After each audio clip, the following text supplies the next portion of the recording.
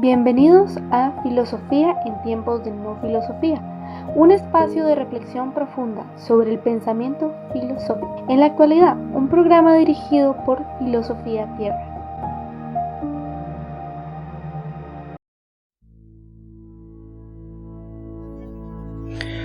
Hay una frase que está en Filipenses 4:13 que dice, y repite conmigo: todo lo puedo en Cristo que me fortalece.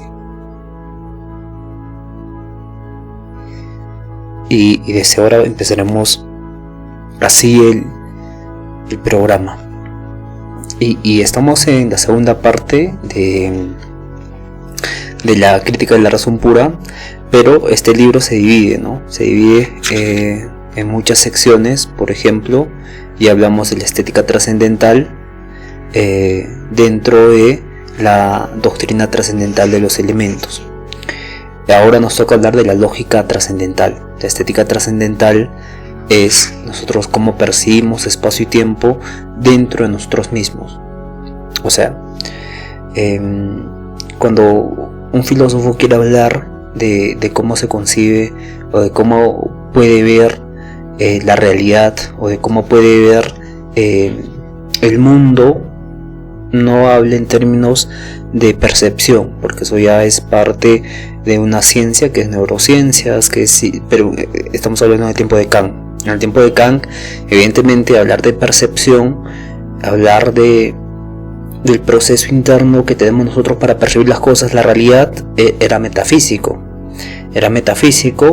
pero lo metafísico tiene su punto de encuentro con la estética. La estética es esta parte de una percepción de lo sublime, de lo perceptible, de lo que podemos experimentar, ¿no? De lo que podemos experimentar, pero a la vez de experimentar eso nos hace sentir, y claramente el sentimiento, la parte emocional, la parte sentimental, la parte abstracta de aquel sentimiento corresponde al racionalismo, ¿no? Y como Kant quería unificar el empirismo y el racionalismo, o solucionar sus problemas, porque ambos tenían problemas, le dio un nombre de estética trascendental, o sea, forma de percibir la realidad que va a justificar cómo nosotros se va a manifestar espacio y tiempo, cómo nosotros se va a desarrollar espacio y tiempo como formas, como intuiciones sensibles, ¿no? Como intuiciones a priori de la sensibilidad. Exactamente ese es el término que usa acá. Espacio y tiempo son formas a priori de la sensibilidad. Bien, y ahora con la lógica trascendental, ¿no? Que está en la segunda parte de la doctrina trascendental de los elementos. Dice doctrina trascendental de los elementos porque corresponde a la parte ínfima de nosotros mismos, ¿no? Ya dijimos que espacio y tiempo son como software que nosotros tenemos para conocer el mundo, pero el término elementos constituye a toda la composición de cómo se va a construir la realidad en espacio y tiempo, pero nosotros como percibiendo, siendo partícipes de esta construcción. Y claro, por eso lo llama elementos. Elemento la estética, o sea, la percepción, elemento también la lógica, como nosotros pensamos con categorías lógicas, y evidentemente vamos a resolverlo de esa forma. Y bien, 1. Lógica en general. Nuestro conocimiento emana de dos fuentes principales: del espíritu. La primera consiste en la capacidad de recibir las representaciones, y la segunda es la facultad de conocer un objeto por medio de esas representaciones. Y acá hace algo muy interesante, ¿no? Dice que recibir las representaciones, recibimos la receptividad de las impresiones, y la segunda es la facultad de conocer un objeto por medio de las representaciones, o sea, de tener la idea de ese objeto, ¿no? Esto es muy interesante. Cuando nosotros decimos billetera está acá, ¿no? Al yo tener un concepto, una facultad de conocer ese objeto, billetera, no veo la impresión, la capacidad de recibir esa impresión, esa representación de billetera. Porque si espacio y tiempo están en nuestra mente, pero estas a la vez tienen la capacidad de proyectar en algo y yo recibir esa representación, habría un tipo de profundidad en las cosas que conocemos, y eso le llama noumeno. Nosotros podemos conocer aquello, podemos entender billetera, pero no podemos entender cómo yo sé que es billetera, ¿no? Bueno, evidentemente acá hay una trampa. No cómo yo sé que es billetera, sino cómo yo realmente estoy percibiendo la billetera, cómo está ocurriendo este proceso de percepción de la billetera. Eso es la capacidad de recibir la representación, o sea, la receptividad de las impresiones, que evidentemente ocurren en espacio y tiempo. Y dijimos que espacio y tiempo son dos formas a priori de la sensibilidad, o sea, no son experimentables porque son universales y necesarias en nosotros, ¿no? Y hablamos antes también en la estética trascendental que pasa en la autoobservación, ¿no? Cierras los ojos y ves alrededor y claramente estás proyectando algo. Entonces el espíritu está proyectando, está conociendo las cosas, y cuando abre los ojos también está conociendo las cosas. Entonces hay un doble sentido de percepción. Una viene del espíritu y otra viene de la conciencia. En Immanuel Kant por eso dice: nuestro conocimiento emana de dos fuentes principales del espíritu. La primera consiste en la capacidad de recibir las impresiones, o sea, algo muy abstracto, el nómeno, y la segunda es la facultad de conocer un objeto por medio de esas representaciones. Y acá menciona algo muy interesante que dice la espontaneidad de los conceptos. Cuando tú agarras una tijera, cuando agarras cualquier cosa, espontáneamente tienes el concepto de aquella cosa que has agarrado. Y claramente esto ocurre espontáneamente, ¿no? Y claro, esa espontaneidad es algo completamente interesante, ¿no? Recordemos en la psicología de la Gestalt, cuando se habla de introvisión, ¿no? Yo estoy haciendo un libro ahora porque estoy clarificando que el término introvisión es un término de la filosofía de la mente agregado en filosofía contextual, pero lo están utilizando para decir el insight. El insight viene de un experimento que se hizo con unos gorilas, donde estos gorilas no conocían el plátano, pero llegaba un momento espontáneo donde ellos, lo llaman los psicólogos comprensión comprensión repentina, comprensión instantánea, un tipo de conocer, de comprensión surgía en los monos cuando pelaban los plátanos, sabían cómo se abría un plátano. Entonces existía esta comprensión intensa que le llamaban insight, ¿no? Claro, insight. Y claramente en Kant podemos ver esto, ¿no? Nosotros tenemos la comprensión de las cosas a mayor escala, conocemos pared, conocemos todo lo que está a nuestro alrededor, y al conocer todo lo que está a nuestro alrededor, nosotros entendemos espontáneamente, de forma profunda. O sea, la comprensión actúa de forma espontánea cuando tú estás intencionando algo, ¿no? Por ejemplo, tocas este afiche y claramente tú automáticamente, espontáneamente sabes lo que es un afiche, y después cuando lees sabes lo que es las letras, ¿no? Pero eso sucede espontáneamente en el mundo el fenómeno, ¿no? La facultad de conocer un objeto por medio de esas representaciones. Pero esas representaciones ya estaban previstas en la capacidad que tenemos de recibir aquellas representaciones. O sea, la capacidad de que la cosa en sí misma se está manifestando siempre. Nosotros estamos adhiriéndonos a eso, ¿no? Estamos como consecuencia conociendo, ¿no? El objeto por medio de esta representación. Y claramente esto es muy importante para la neurofilosofía, ¿no? Porque nos ayuda a comprender un poco la realidad, la naturaleza de la realidad. La naturaleza de la realidad, que básicamente está profundamente ligada a nuestras percepciones, a nuestra mente. Pero evidentemente tenemos que entender a profundidad cómo funciona la mente. Y evidentemente eso es lo que quería hacer Kant en su tiempo. Hablamos de 1787-83. Entonces que empezó el periodo crítico, ¿no? Antes era el periodo precrítico, después llegó el periodo crítico, ¿no? Donde habla este libro, La crítica de la razón pura. Y ya vimos en el primer episodio, cómo Kant desarrollado su vida, ¿no? De esta forma. Y en guerras, en crisis económica, en diferentes situaciones, ¿no? Pero desarrolló un pensamiento muy interesante, muy profundo, ¿no? Que si imaginamos a Kant en la hora actual, sería un neurocientífico estupendo, ¿no? Y bien, vamos a seguir entonces. Bien, por la primera no es dado un objeto, o sea, por la capacidad de recibir las representaciones. Por la primera no es dado un objeto. Por la segunda es pensado en relación con esta representación, como pura determinación del espíritu, o sea, como pura manifestación de la cosa en sí. Constituyen, pues, los elementos de todo nuestro conocimiento.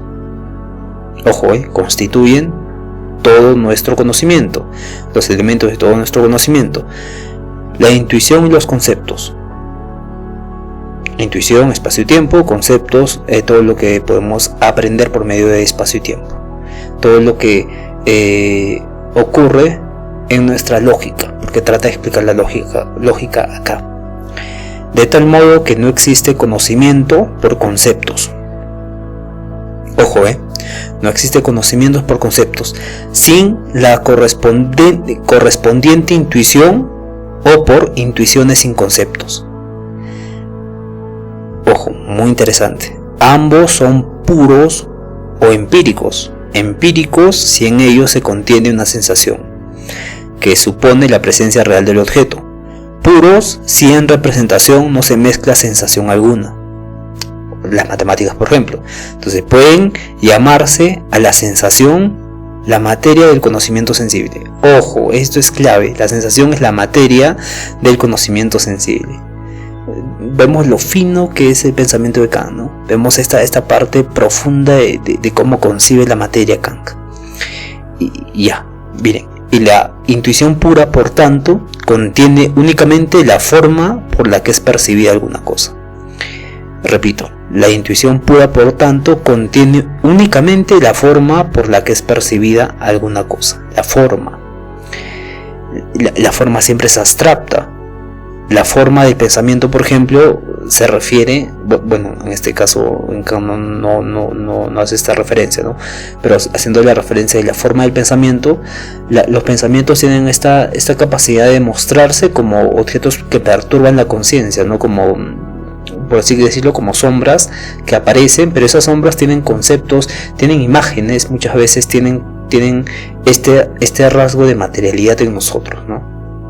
Porque no es puramente abstracto, sino que es algo que se forma, evidentemente, con formas de recuerdos, con formas de imágenes, de imaginaciones, de fantasía, de lo que fuese. Y claramente Kant tenía esta forma única de percibir esta intuición pura, ¿no? La intuición pura. Y el concepto puro, la forma del pensamiento en un objeto en general. Claramente el concepto es una forma de pensamiento, ¿no? En el sentido de Kant nos dice que la palabra billetera, esto es fuera de lo que dije antes, esa forma del pensamiento que dije antes corresponde a una investigación más profunda que estoy haciendo, pero lo que dice Kant es ahora que el concepto, o sea, democracia o libertad, que es democracia que sea, gobierno para todos o gobierno del pueblo, el concepto puro es el concepto puro de la forma del pensamiento de un objeto en general. Un grupo de personas o las votaciones corresponden a esta forma, y esta forma evidentemente se convierte en un concepto puro. Cuando tenemos la imagen de la democracia, cuando sepamos un grupo de personas que está votando, democracia. Y eso con todo, con dinero, con un concepto puro como de libertad también. Y demás, ¿no? Primero existe la materialidad o el objeto en general, y que luego se forma el pensamiento y que se convierte en un concepto puro. Y dice más adelante: solamente las intuiciones y conceptos puros son posibles a priori. Solamente las intuiciones, espacio-tiempo y conceptos puros, matemáticas, geometría, física, todo hecho tiene una causa, recordemos, son posibles a priori. Son posibles antes de la experiencia, son posibles universal y necesariamente. Entonces los empíricos solo son a posteriori. Los empíricos solo son a posteriori y después de la experiencia. Si llamamos la sensibilidad, acá hay que entender algo, ¿no? La sensibilidad corresponde a los empíricos. Todo lo que es sensible corresponde a un conocimiento que se puede ser palpable materialmente. Pero lo sensible, en David Hume, en otros filósofos, es algo mucho más profundo. Lo sensible termina siendo la capacidad de uno darse, de experimentar las cosas, experimentar una emoción, experimentar un pensamiento, termina siendo sensible también, en muchos empiristas ingleses. Y en este sentido Kant se da cuenta de esto, ¿no? Y va diciendo que sigamos, solo quiero aclarar eso, porque muchas veces pensamos que lo sensible o lo a posteriori es algo que solamente es la materia. No, es algo mucho más profundo, que es después de la experiencia. Pero la experiencia es todo, constituye la tristeza, la alegría, el enojo, constituye un pensamiento, constituye un comportamiento, un hábito y demás. Entonces, Kant dice, si llamamos sensibilidad a la capacidad que tiene nuestro espíritu de recibir representaciones, o sea, la receptividad, en tanto que es afectado de una manera cualquiera por el contrario, se llamaría entendimiento. O sea que si la sensibilidad termina siendo de algo abstracto o de algo que no corresponde a los sentidos, por ejemplo, esta parte espontánea de la creatividad, ¿no? Cuando estás dibujando algo, evidentemente estás usando los brazos, estás usando la imaginación, pero luego te viene una idea espontáneamente, ¿no? Y ocurre un chispazo, ¿no? Como les hablé de insight en la psicología de la Gestalt, que es un tipo de comprensión profunda. Tiene este nombre muy interesante, pero es una comprensión intensa, ¿no? Donde todos nos descubren cómo se abría el plato, entonces había una comprensión holística de todo. Lo mismo pasa acá, ¿no? Cuando digamos nosotros estamos pintando un cuadro y llegamos a la comprensión, viene algo, ¿no? Una creatividad, viene una fuerza que nos invita a hacer esto, entonces esto se llama entendimiento, diría Kant. Entonces la facultad que tenemos de producir nosotros mismos representaciones o la espontaneidad del conocimiento es el entendimiento. La facultad que tenemos de producir nosotros mismos representaciones o la espontaneidad del conocimiento termina siendo la facultad del entendimiento. Por la índole de nuestra naturaleza, por la índole de nuestra naturaleza. Entonces, nuestra naturaleza no solo son la parte sensible, sino que corresponde a una parte espiritual, porque recordemos que Kant era muy religioso de parte de su madre. Y evidentemente trató de entender a profundidad la religiosidad también. Entonces sigamos. Por la índole de nuestra naturaleza, la intuición no puede ser más que sensible. Ojo, porque ya dijimos que espacio y tiempo eran dos formas a priori de la sensibilidad. De tal suerte que solo contiene la manera como somos afectados por los objetos. O sea, espacio y tiempo siempre se manifiestan con objetos. La cosa en sí se manifiesta con objetos y espacio y tiempo las ordena y nosotros las recibimos. De esa forma, el entendimiento, al contrario, es la facultad de pensar el objeto de la intuición sensible. Acá tengo mi nota. Clave 1.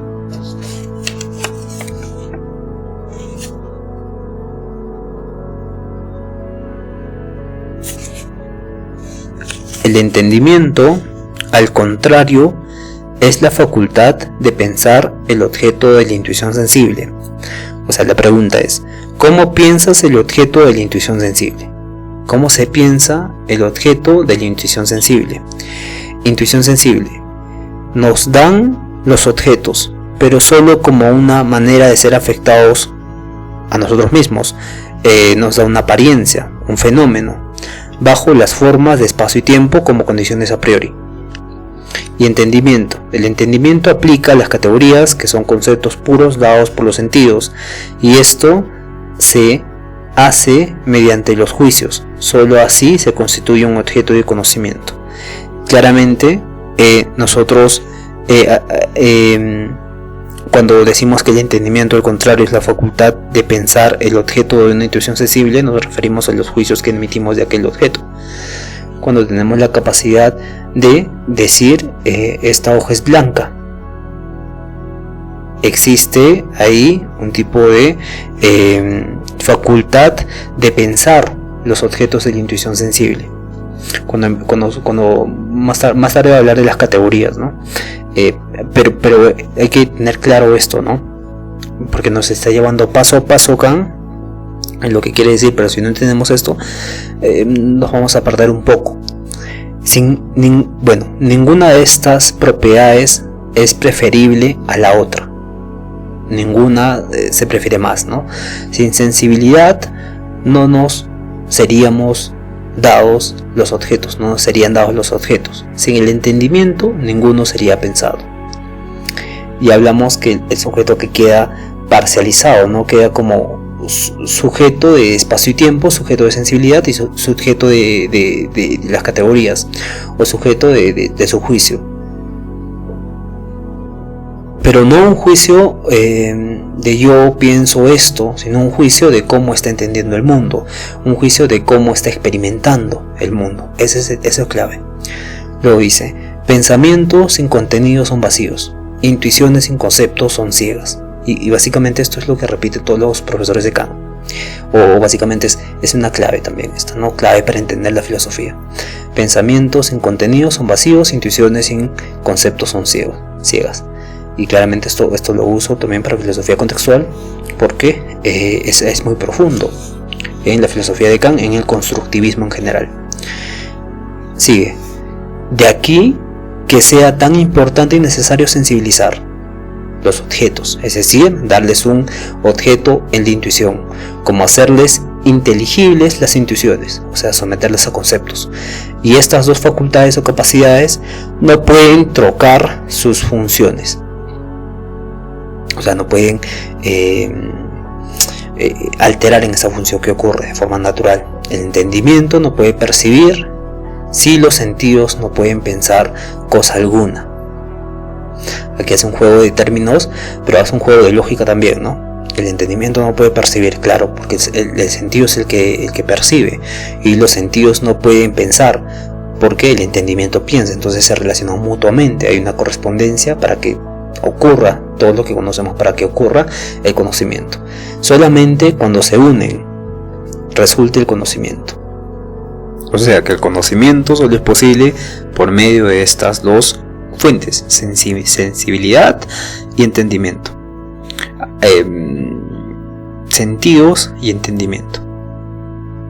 Bien, entonces la lógica a su vez puede ser considerada desde dos puntos de vista según se examinen las operaciones generales o las operaciones particulares del entendimiento. Aquí profundiza en algo muy profundo, ¿no? Menciona que la lógica tiene una profundidad en dos partes: las operaciones generales, que sería la lógica formal, por así decirlo, y las operaciones particulares del entendimiento, particularidades o particulares del entendimiento. O sea que en cada objeto de conocimiento tiene su propia forma de realizarse lógicamente. Y claro, más adelante va a hablar de las categorías kantianas, ¿no? Que son 4: cantidad, cualidad, modo y relación. Pero no vamos a... Solo quiero decirles, ¿no?, entre paréntesis, que nos habla mucho más profundo, mucho más completo sobre el entendimiento, y no solamente las operaciones lógicas generales. Bien, entonces la primera comprende las reglas absolutamente necesarias del pensar, sin las que no puede tener lugar operaciones intelectuales. Por consiguiente, no atiende a la diversidad de objetos hacia los que podría dirigirse el entendimiento. Ojo, por consiguiente, no atiende a la diversidad de objetos hacia los que podría dirigirse el entendimiento. Porque el entendimiento es algo que ocurre espontáneamente, como dijimos antes, ¿no? Pero este entendimiento ocurre por este proceso de sensibilidad y captación de percibir sensible y a priori de la sensibilidad, ¿no? Porque lo sensible termina siendo en Kant lo a priori, que son espacio y tiempo. Espacio y tiempo son como este software, entonces la captación de cómo funciona este proceso de software. Pero ya dijimos antes que esta captación, este proceso de software, llega a su fin cuando uno, o se complica cuando uno se autoobserva. O sea, cierras tus ojos y estás autoobservando alrededor tuyo, y evidentemente hay una construcción de espacio y tiempo que está ocurriendo, pero no está ocurriendo en la forma en que percibes abiertamente y normalmente, ¿no? Es otro tipo de entendimiento y percepción. Y claramente la primera, cuando dice que la primera comprende las reglas absolutamente necesarias del pensar, o sea, nosotros tenemos reglas para el pensamiento como causa-efecto, por ejemplo, sin las que no pueden tener ninguna operación, sin que pueda haber ninguna operación intelectual, ¿no? Sin espacio y tiempo, sin causa-efecto, no podríamos entender la caída de una manzana de un árbol, por ejemplo, y por consiguiente no atiende a la diversidad de objetos hacia los que podría dirigirse el entendimiento, o sea, la totalidad de las cosas que están sucediendo, porque puede estar cayendo una manzana ahora, pero puede estar rodando una pelota, pero puede estar apareciendo alguien en la puerta. Entonces es profunda la captación o la dirección del entendimiento, esta diversidad de objetos hacia los que podría dirigirse el entendimiento. Entonces la lógica de las operaciones particulares contiene las reglas para pensar rectamente sobre ciertos objetos determinados. Hay ciertas reglas, como por ejemplo los axiomas matemáticos, que siempre funcionan de la misma forma. No hay una interpretación que podamos tener de esas formas matemáticas. Por ejemplo, el triángulo siempre tiene 3 lados, en China, en donde fuese. Además dice, aquella puede llamarse lógica elemental, la segunda el órgano de esta obra y la otra la ciencia. 3 formas de entendimiento: la lógica elemental, el órgano y la ciencia. Esta última, o sea la ciencia, es habitualmente enseñada en las escuelas como propedéutica de las ciencias, o sea una lógica de las ciencias, aunque en verdad sea lo último que la razón humana alcanza en su proceso, pues no se llega a ella sino cuando la ciencia está muy adelantada y solo espera la última mano para llegar a su mayor perfección. O sea que un fenómeno completamente físico o científico es esta forma aparente de la realidad, ¿no? Pero lo que está diciendo Kant es que para que este proceso haya ocurrido, ha habido procesos extremadamente ocultos, muy profundos, que corresponden a la parte de la cosa en sí que se estaba manifestando.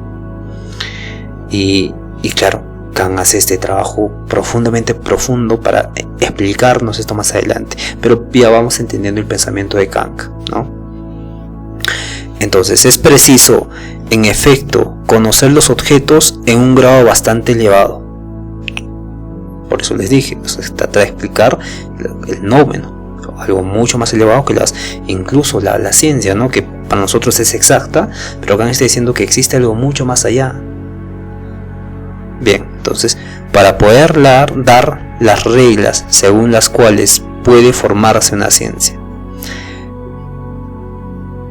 La ciencia se forma por diferentes conceptos, ¿no? Como por ejemplo gravedad, por fórmulas matemáticas. Evidentemente estas fórmulas matemáticas tienen este proceso de volverse 3D, ¿no? O esta forma de maquetización donde velocidad elevada al cuadrado sobre masa es igual a energía, por ejemplo, ¿no? Entonces se hace este tipo de masificación donde masa pesa 2, gravedad tiene tanto este valor y conlleva un tipo de energía, ¿no? Energía cinética y demás. Pero este tipo de concepciones que nosotros hacemos abstractamente de las cosas que conocemos terminan siendo fórmulas matemáticas muy amplias. Fórmulas matemáticas muy amplias que tienen este sentido de tridimensionalidad, o sea, se refieren a las cosas reales en el mundo. Pero claramente se necesitan de otros conceptos para que funcione correctamente, ¿no? Y claro, en física la materia era la velocidad, la masa, corresponden a estos elementos fundamentales que sin ellos no podríamos conocer o hacer preciso el conocimiento científico. Luego dice, la lógica general es pura o aplicada. En la primera, o sea, esta lógica que se usa para la ciencia es pura, pero también es aplicada. En la primera, o sea, pura, abstraemos todas las condiciones empíricas bajo las que ha sido aplicado nuestro entendimiento. Por ejemplo, la influencia de los sentidos, el juego de la imaginación, las leyes de la memoria, el poder del hábito, la inclinación. Esto es muy interesante, ¿no? Las leyes de la memoria. Las leyes de la memoria, es completamente profundo este concepto. Y imaginemos cómo Kant ha hecho esto algo completamente interesante para el análisis, ¿no? Las leyes de la memoria. Bien, ya con la ciencia podemos entender que hay una memoria corta a largo plazo, una memoria a corto plazo a largo plazo, y que funciona por intervalos de 15 minutos, de media hora, dependiendo. En este sentido. Y el refuerzo positivo y demás, ¿no? Luego dice, por consiguiente, también las fuentes de los prejuicios. Ojo, ¿cuáles son las fuentes de nuestros prejuicios? Preguntarnos, o sea, ¿cuál es la fuente de tu prejuicio, no? Viene un trauma o viene una creencia, pero esa fuente analizable de los prejuicios corresponde a un análisis muy interesante de la mente. Y en general, todas las causas verdaderas o supuestos de que pueden derivarse ciertos conocimientos que, por no referirse solo al entendimiento, necesitan de la experiencia. Claro, cuando tú buscas la causa de un prejuicio, vas a la experiencia, ¿no? A la experiencia pasada que te ha pasado, y evidentemente encuentras un punto de referencia de decir, es por esto que tengo este prejuicio hacia esto. Un miedo, un tipo de trauma, un tipo de unas palabras que te dijeron. Y claro, todo eso desarrolla tu capacidad de formarte como individuo, ¿no? Desarrolla un tipo de identidad que eres tú mismo, que tiene prejuicios, tiene creencias, tiene todo eso, corresponde a la parte holística de toda una vida. En este caso, de toda la experiencia. Entonces sigue diciendo, la lógica general y pura tiene por único objetivo principios a priori, o sea, principios universales y necesarios, y es un canon del entendimiento y de la razón. O sea, estos principios a priori, que más tarde le va a llamar categorías, tienen esta forma de ser canon para el entendimiento y la filosofía, o sea, para que se comprenda muy bien, o sea, para que funcione bien o para que funcione correctamente el proceso de entender y el proceso de razonar, pero únicamente en relación a la parte formal de su uso. O sea, la parte aplicable de su uso, la parte que nosotros decimos 7 más 5 es 12, a esa parte. Sea cual fuera, por otra parte, su contenido, sea empírico, experimental o trascendental, o esta parte de captación de estos a priori. O trascendental también no podríamos malinterpretar. Trascendental en este sentido quiere decir que es lo contrario a lo empírico, a lo a priori, a lo claro, a la parte razonativa, a la parte abstracta. Esa es la palabra. Entonces, se dice que una lógica general es aplicada cuando se ocupa de las reglas del uso del entendimiento, bajo las condiciones empíricas y subjetivas que nos enseña la psicología. La lógica tiene pues también principios empíricos, aunque sea general en cuanto trata de aplicación del entendimiento sin distinción del objeto. O sea que esta lógica es aplicable también a los objetos que no estamos percibiendo. Por ejemplo, una mesa de vidrio es claramente distinta a esta mesa que estoy percibiendo. Pero no quiere decir que no entienda lo que significa una mesa de vidrio. Por lo tanto, no es un canon del entendimiento en general, ni un órgano de las ciencias particulares, sino únicamente un catártico del entendimiento común. Todos entendemos que hay diferentes manifestaciones, diferentes objetos en el mundo, pero que se pueden relacionar con los objetos que hemos experimentado alguna vez.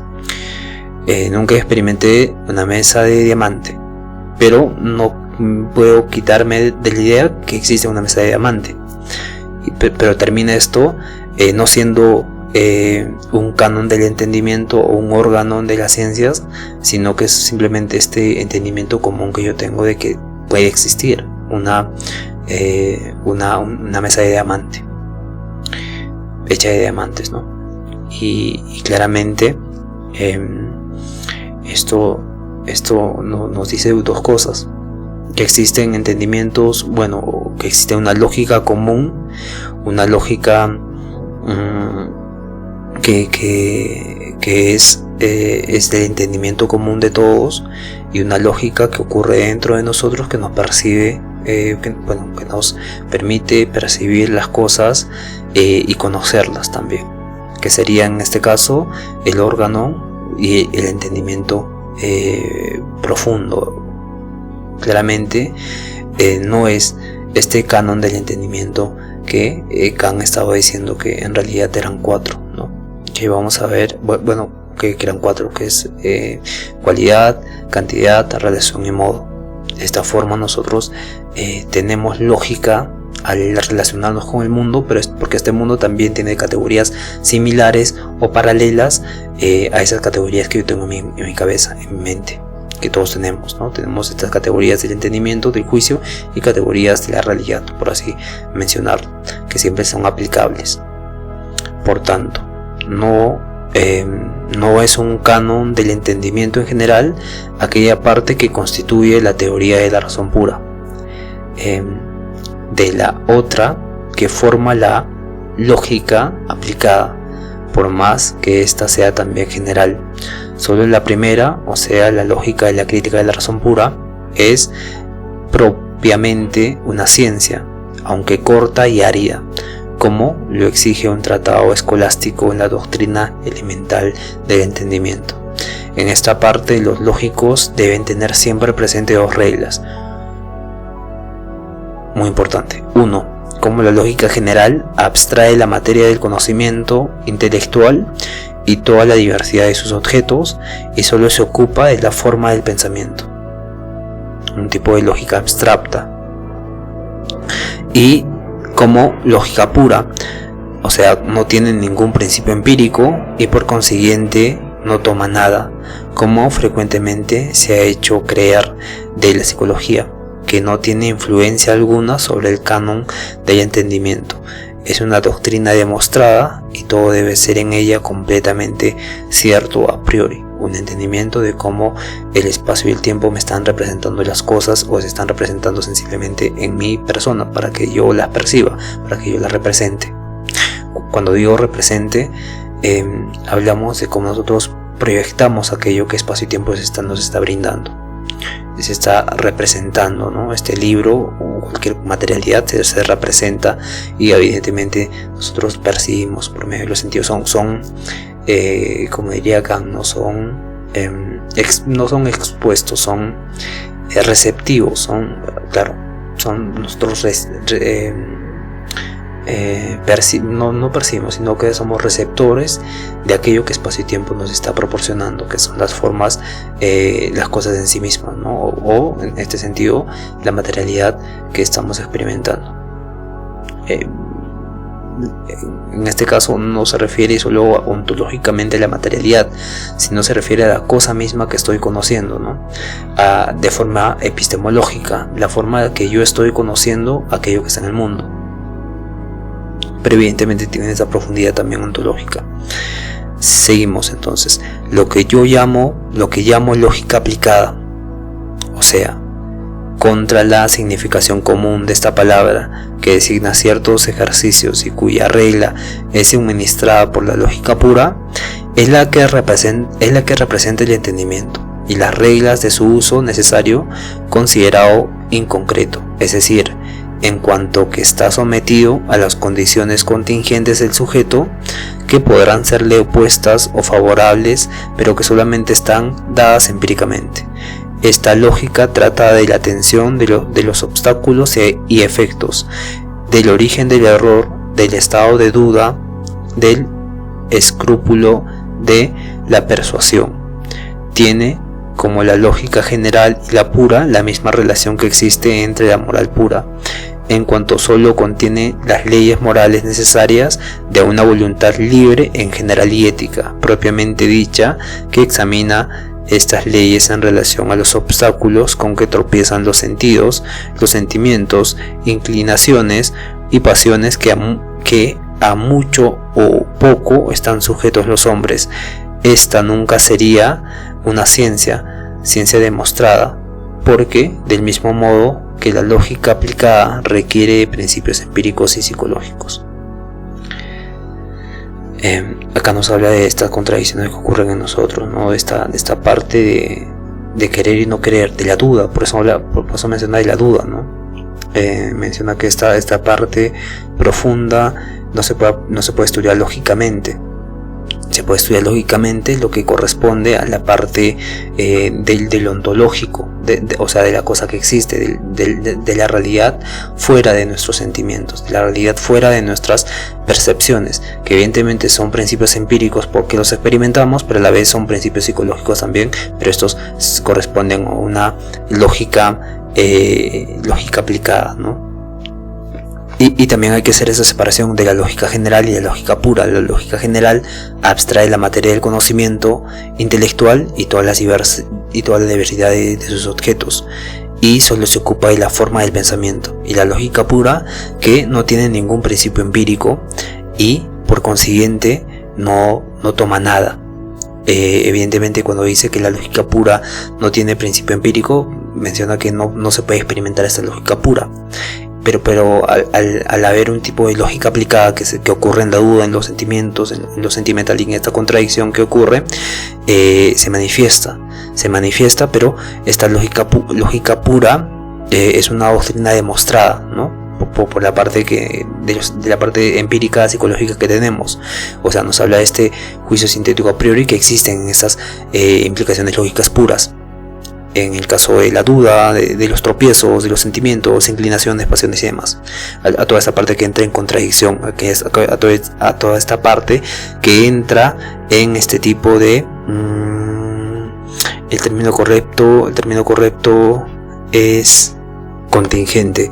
Pero hay algo muy curioso, que Kant dice que esta lógica pura muchas veces es tomada por la psicología como algo que influye en nosotros, como algo que influye en nuestro entendimiento. Y evidentemente Kant, cuando dice que esta lógica pura no tiene ningún principio empírico, nos dice que no se puede experimentar esta lógica pura, y al no poder experimentarse no se puede conocer, porque ya dijimos antes que conocimiento y entendimiento y sensibilidad tenían que unirse mutuamente para que exista el conocimiento en sí mismo. Claro, cuando habla de la lógica aplicada, o sea, está contra la significación común de esta palabra, ¿no? Que designa ciertos ejercicios y cuyas reglas es suministrada por la lógica pura.